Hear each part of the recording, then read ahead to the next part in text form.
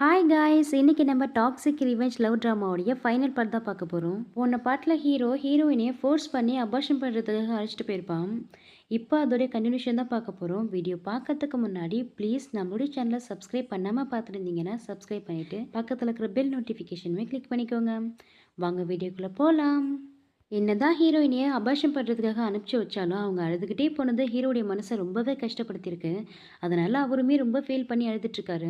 Next இந்த ஷென்னையும் ஜாங்கையும் தான் காமிக்கிறாங்க. அந்த ஜாங் ஷென்னை செவிலே அறிஞ்சிட்டு, உன்னை யாரை ஹீரோயினை பழி வாங்கிறதுக்காக ஹீரோயினுக்கு எதிராக எல்லா வேலையுமே பார்க்க சொன்னது? இப்போ நீ பண்ண வேலையால் ஹீரோயினையை அபார்ஷன் பண்ண சொல்லிட்டான். இப்போ ஹீரோயினுக்கு குழந்தை இல்லாததில் அவள் சொத்துக்கள் எல்லாமே மறுபடியுமே ஃப்ரீஸ் ஆயிடுச்சு. உன்னால எங்களுடைய பிளான் எல்லாமே சொதப்பிருச்சு அப்படின்ட்டு பெல்ட்டை கழட்டுறான். இவன் பெல்ட்டை கழட்டினதுமே ஷென் நல்லா பயந்துட்டா. இன்னைக்கு எப்படியும் நம்மளை துவைச்சி காய போட்டுருவான்ட்டு அப்படியே சிரிச்சுக்கிட்டே, இல்லைங்க மிஸ்டர் சாங், நீங்கள் தப்பாக புரிஞ்சுக்கிட்டீங்க. உங்களுக்கு என்ன குழந்தை தானே, இந்த வருஷம் இல்லைன்னா அடுத்த வருஷம் வரப்போகுது. இதுக்காக போய் நீங்கள் பெல்ட்டெல்லாம் கழட்டலாமா? கூடிய சீக்கிரமே அந்த மூ ஃபேமிலிக்கு நான் மருமகளாக போகிறேன். அதுக்கப்புறம் அந்த மூ ஃபேமிலி நம்மளுடையது. அதுக்கப்புறம் என்ன, நம்ம நினச்ச மாதிரி எல்லாத்தையுமே ராஜ்யம் பண்ணலான்னு சொல்கிறான். என்ன நீ பேசினதெல்லாம் கேட்டு முட்டாள்தனமாக உன்னை நம்புறதுக்கு என்னென்ன ஹீரோ நினச்சியா அப்படின்ட்டு அவர் அப்படியே பெட்டில் தள்ளி விட்டு அந்த பெல்ட்டாலே அவளை செம்மையாக போட்டு வெளுத்து வாங்குறான். இவ்வளோ அடியே வாங்கிக்கிட்டு இந்த பைத்தியம் எதுக்கு இந்த சைக்கோ கிட்ட வேலை பார்க்குதுன்னு தான் தெரியல. நெக்ஸ்ட்டு ஹாஸ்பிட்டலில் நம்ம ஹீரோயினை தான் காமிக்கிறாங்க. அங்கே ஹீரோயினை பார்த்துக்கிட்டே உட்காந்துருக்காரு. அப்போ தான் ஒரு ஃப்ளாஷ்பேக்கை யோசிச்சு பார்க்குறாரு. இதுக்கு முன்னாடி டாக்டர் ஹீரோ கிட்ட ஹீரோயினுக்கு எண்டோமெட்டீரியல் பாலிப்ஸ், அதாவது அந்த கர்ப்பப்பையில் சத வளர்ச்சி மாதிரி இருக்குது. இந்த ப்ரெக்னென்சி ஹீரோயினுக்கு கண்டினியூ ஆச்சுன்னா ஹெவியாக ப்ளீடிங் இருக்கும். நீங்கள் எவ்வளோ சீக்கிரம் ஹீரோயினுக்கு அபார்ஷனுக்கு ரெடி பண்ணுறீங்களோ அவ்வளோ சீக்கிரம் அவங்களுக்கு நல்லதுன்னு சொல்கிறாங்க. டாக்டர், நான் என் குழந்தைய கிவ் அப் பண்ணி தான் ஆகணுமா? இதுக்கு எதுவும் வழி இல்லைன்னு சொல்லி கேட்குறான். அவங்களுமே ஆமான்னு சொல்லிட்டு அங்கேருந்து போயிடுறாங்க.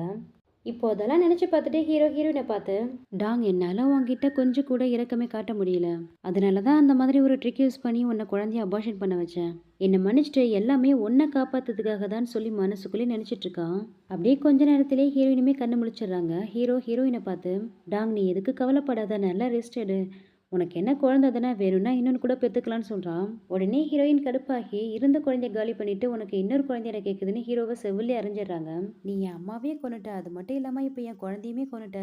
உன்னை பார்த்தாலே எனக்கு பிடிக்கல, தயவு செஞ்சு இங்கேருந்து போ, இல்லைன்னா உன்னை நான் கொன்றுவேன்னு சொல்லி திட்டுறாங்க. சரி, நீ எமோஷனல் ஆகாத, உன் ஆசைப்படியே நான் இங்கேருந்து போயிடுன்னு சொல்லிட்டு ஹீரோவுமே அங்கேருந்து போயிடுறான். அப்படியே ஒரு சில நாட்களுக்கு அப்புறம் தான் காமிக்கிறாங்க. அந்த ஷென் ஹீரோயின் கிட்ட வந்து, இப்பதான் நீ உன் அம்மாவை இழந்த, அதுக்குள்ளே இப்போ உன் குழந்தைய இழந்துட்ட, உன்னை பார்த்தாலே எனக்கு ரொம்ப பரிதாபமா இருக்குன்னு சொல்றா.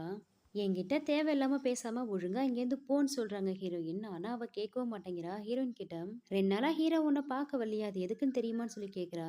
எனக்கு எதையும் தெரிஞ்சுக்க அவசியம் இல்லைன்னு ஹீரோயின் சொல்றாங்க. ஆனா அவ விடாம, 2 நாளா ஹீரோ என் கூட தான் இருந்தாரு, என் கூட தான் ஸ்லீப் பண்ணாரு. அவர் என்கிட்ட என்ன சொன்னார் தெரியுமா, உன்னுடைய டல்லான இந்த மூஞ்சியை பார்த்து பார்த்து அவருக்கு போர் அடிச்சிச்சான்.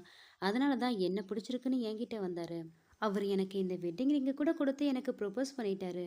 நாங்கள் 2 பேருமே சீக்கிரமாகவே மேரேஜ் பண்ணிக்க போகிறோன்னு சொன்னதும் ஹீரோயின், உன்ன மாதிரி டேஷுக்கும் அந்த மாதிரி டாக்குக்கும் ரொம்பவே பொருத்தமாக இருக்கும், உங்கள் 2 பேருக்குமே கங்க்ராச்சுலேஷன் சொல்கிறாங்க.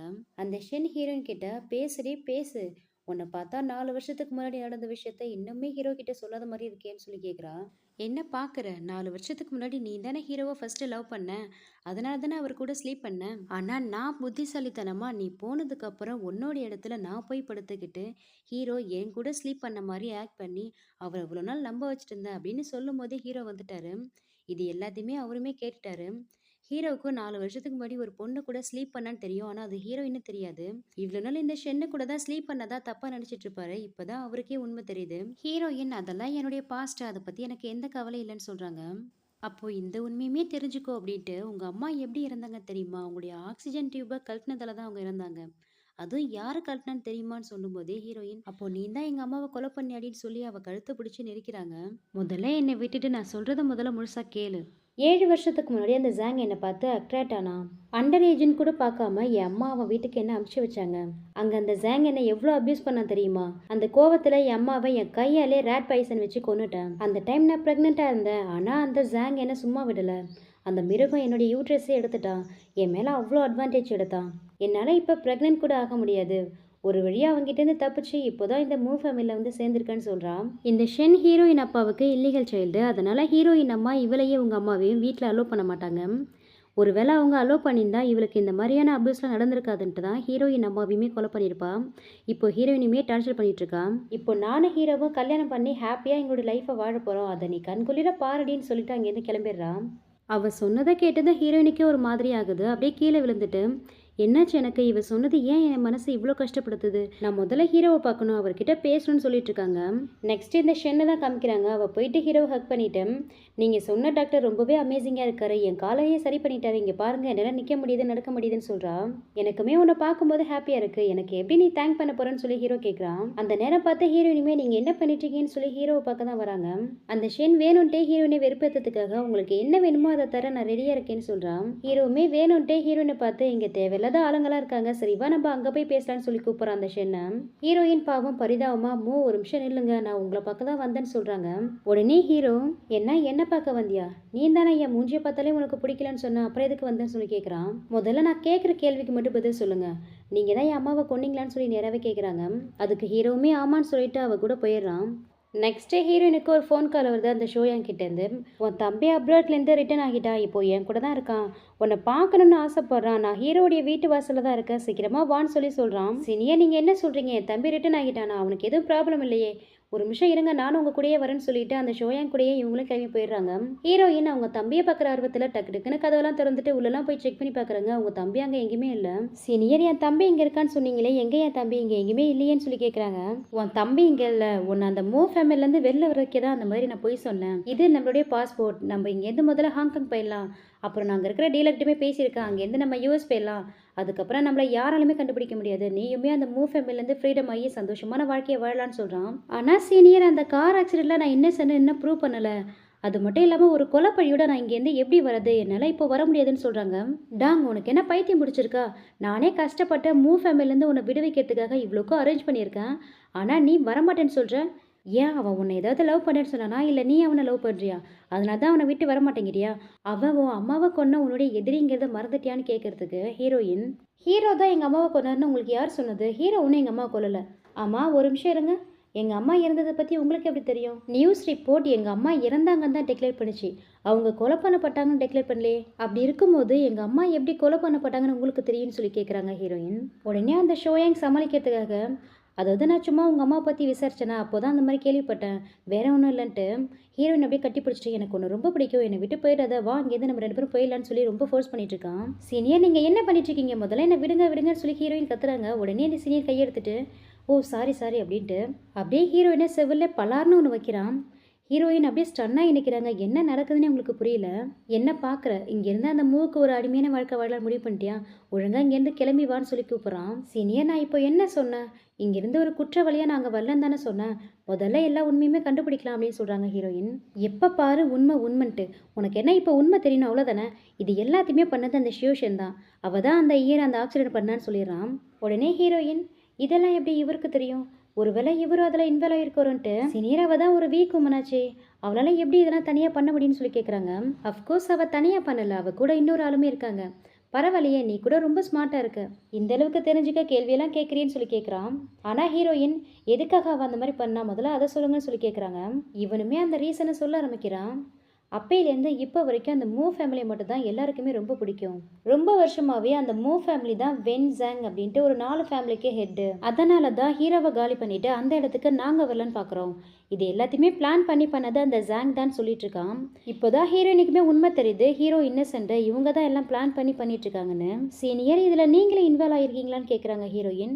ஆமாம், நான் எப்படி இன்வால்வ் ஆகாமல் இருக்க முடியும்?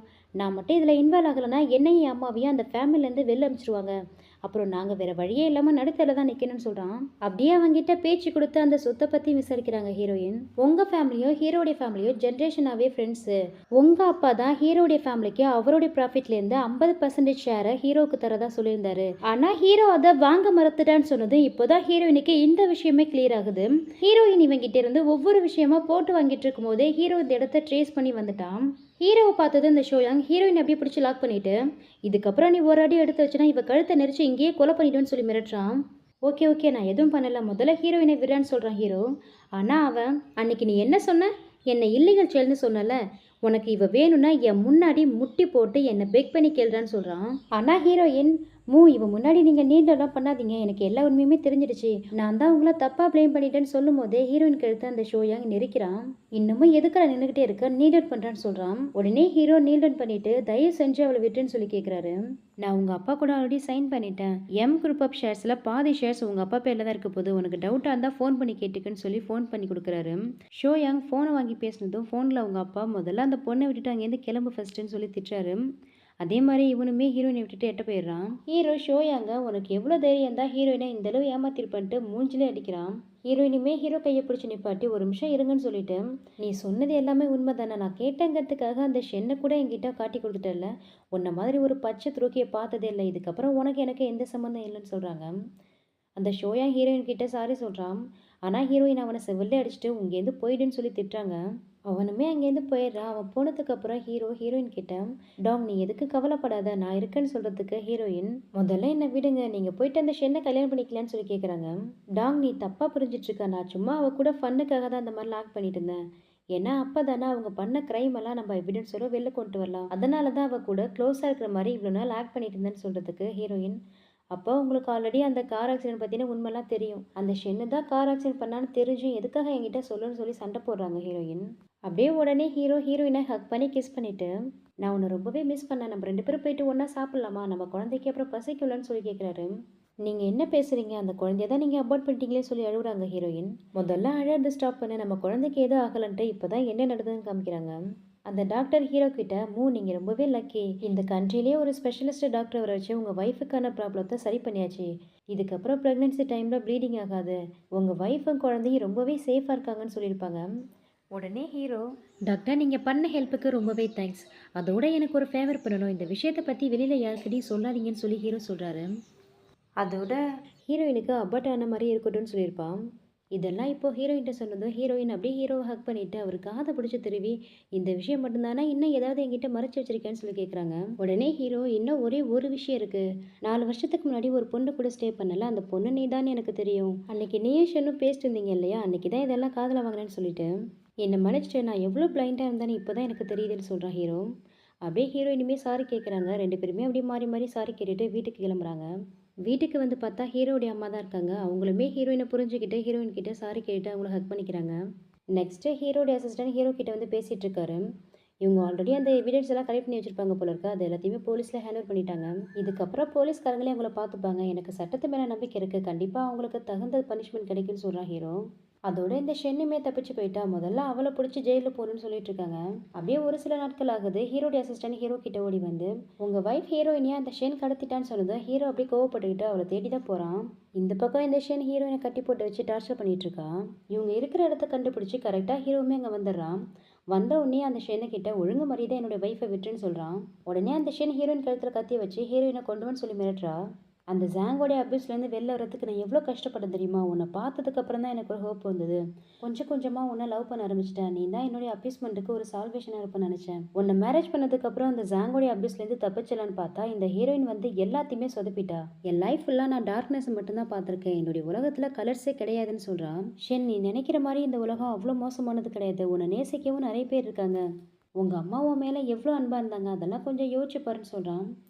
எங்கள் அம்மா தான் எல்லா பிரச்சனைக்குமே காரணம், என்னை இந்த மாதிரி ஒரு இல்லீகல் சைல்டாக பேத்து இந்த உலகத்து முன்னாடி நான் எவ்வளோ இழிவுபடுத்தப்பட்டேன்னு எனக்கு தான் தெரியும், என்னுடைய சைல்ட்ஹுட்லேருந்து இப்போ வரைக்கும் எல்லாரும் நீ ஒரு இல்லீகல் சைல்டுன்னு சொல்லி எவ்வளோ புள்ளி பண்ணுறாங்க தெரியுமான்னு சொல்லிட்டு அழுவுறா. என்னுடைய எல்லா பிரச்சனைக்குமே காரணம் இந்த ஹீரோயின் தான் அப்படின்ட்டு ஹீரோயினை குத்தலான்ட்டு போகிறா. உடனே ஹீரோ வந்து தடுத்து அவளை அப்படியே தள்ளி விட்டுறான். உடனே இந்த ஷென் பின்பக்கமாக வந்து ஹீரோவை குத்திடுறா.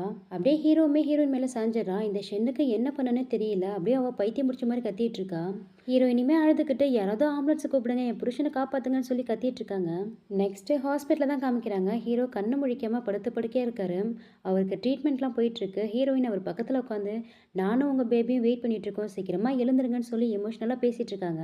அப்படியே ஒரு சில நாட்கள் ஆகுது. ஹீரோ கண்ணு முழிக்காமல் இன்னமும் அப்படியே தான் இருக்காரு. ஹீரோயின் ஹீரோக்காக பொக்கெல்லாம் கொண்டு வந்து வச்சுட்டு, நீங்கள் எப்போ தான் எழுந்திருப்பீங்க, சீக்கிரமாகவே எழுந்துருங்க, உங்களுக்கு ஒரு விஷயம் தெரியுமா, அந்த பிரிசன்லேருந்து ஒரு நியூஸ் வந்தது, அந்த வேனோ ஜாங்கும் போலீஸில் ஹேண்ட் ஓவர் ஆகிட்டாங்க, அவங்க பேரில் ஏகப்பட்ட கேஸ்லாம் இருக்குது, அதோட ஷென்னிமே போலீஸ் அரெஸ்ட் பண்ணிட்டாங்க, அவளை செக்ஸுவல் ஹராஸ்மெண்ட் பண்ணதால அந்த ஜாங் மேலே கேஸ் ரொம்ப ஸ்ட்ராங் ஆயிடுச்சு, அவன் லைஃப் லாங் ஃபுல்லாக ஜெயிலில் தான் இருக்கணும், அவனே நினச்சாலும் பெயிலில் கூட அவனால் வர முடியாதுன்னு சொல்லிட்டு அவங்க டைரி எடுத்து ஓப்பன் பண்ணி படிக்க ஆரம்பிக்கிறாங்க. இன்னைக்கு தான் முதல்ல நான் ஹீரோயினை பார்த்தேன், அவளை பார்த்ததுமே எனக்கு ரொம்ப பிடிச்சிருந்தது. அவளை பார்க்கறதுக்கு ரொம்ப கியூட்டாவும் பிரட்டியாவும் இருந்தா. அவ வயலினை கேரி பண்ணிட்டு இருந்தா அப்படின்னு சொல்லும் போதே ஹீரோ அவ என்ன பார்த்து கியூட்டா சிரிச்சான்னு சொல்லிக்கிட்டே கண்ணு முழிக்கிறாரு. ஹீரோ கண்ணு முழிச்சதை பார்த்ததுமே ஹீரோயினுக்கு ரொம்ப சந்தோஷமா இருக்கு. ஹீரோ ஹீரோயின் அவங்க லவ்வை ஷேர் பண்ணிட்டு ஒரு அழகான கிஸ்ஸோட இந்த சூப்பரான ட்ராமா கம்ப்ளீட் ஆகுது. எனக்கு இந்த ட்ராமா ரொம்பவே பிடிச்சிருந்தது. உங்களுக்கும் பிடிச்சிருந்தா ப்ளீஸ் லைக் பண்ணுங்க. அதோட உங்க ஃப்ரெண்ட்ஸ் அண்ட் ஃபேமிலிக்கும் ஷேர் பண்ணுங்க. இந்த மாதிரி ஒரு அழகான ட்ராமா கொடுத்தா நம்மளோட சேனலை சப்ஸ்கிரைப் பண்ணிட்டு பக்கத்தில் இருக்கிற பெல் நோட்டிஃபிகேஷனுமே கிளிக் பண்ணிக்கோங்க. இதே மாதிரி ஒரு அழகான ட்ராமாவோட சீக்கிரமாகவே உங்களை சந்திக்கிறேன். Thank you so much and see you.